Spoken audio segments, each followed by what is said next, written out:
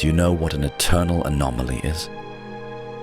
The voice of the old scholar trembled as his brittle fingers traced the edges of crumbling parchment.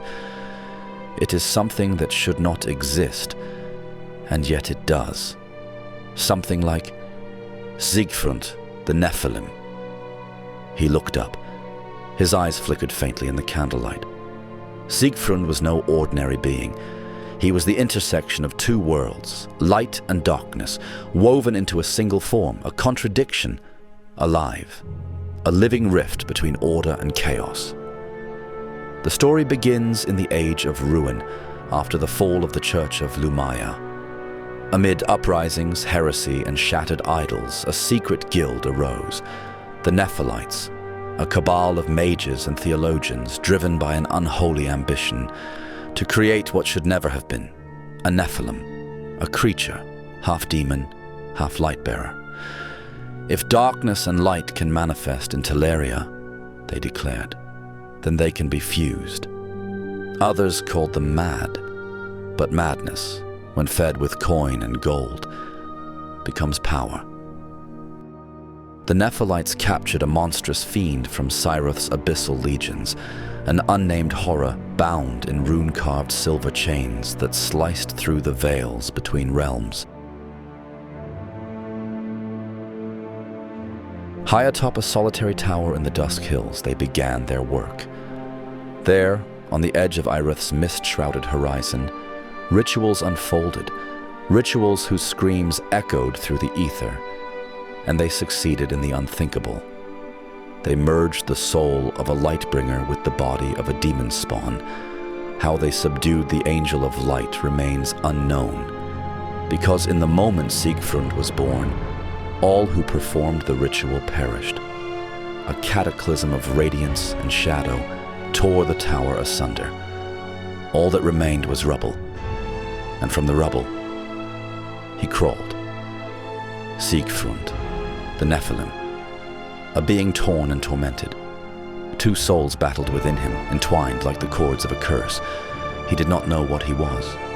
He only felt that something was wrong, his existence a violation of Teleria's natural order. He fled. He stumbled across the harsh wastelands to the Krokan Desert. There, beneath the merciless sun, he discovered an ancient tomb. Dust and darkness embraced him. In its depths, he found a sarcophagus, inscribed in faded letters with a single name, Siegfrund. Inside, old bones, a rusted suit of armor, a shattered sword, and a battered shield. He donned the armor, removed the remains, and lay down, exhausted, within the stone coffin. And then he slept, a deep, restless slumber. Centuries passed. Siegfrund slowly fused with the metal of his armor. His mind spiraled through control, annihilation, and the eternal war within. Light whispered of order, darkness sang of freedom. He dared not silence either. Both were part of his truth. And then they came. Ghouls, necromancers, servants of Irith, hungering for knowledge and dominion. They discovered his body and spoke of vile experiments, abominable dreams of bending his form to their will. But Siegfrund heard them and awakened. He rose, an ancient paradox reborn in wrath. In a tempest of light, he tore through ghoul flesh. His shield shattered skulls. His fury blazed unrelenting. The demon within remained still.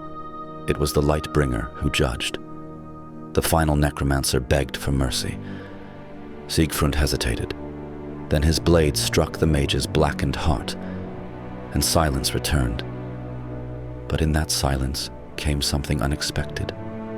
He felt remorse, guilt, the dark half within, yearning for understanding, for freedom, for transformation, awoke, and his form changed. Wings of shadowed light burst from his back. His body glowed with impossible hues. And then he created.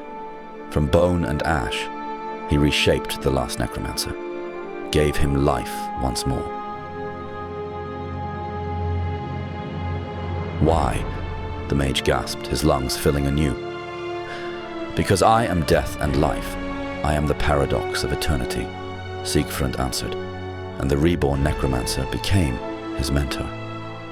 Purified by the light of rebirth, he told Siegfrund of Teleria, of the gods' endless war, of the fallen champions, of a haven where both might belong, the sacred order.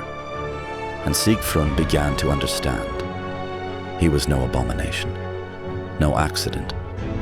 He was the future of Teleria. Which tales from Teleria do you want to hear next? Just let me know in the comments. And if you like the stories, I would be very happy about a like or a subscription. That way you support me and this channel.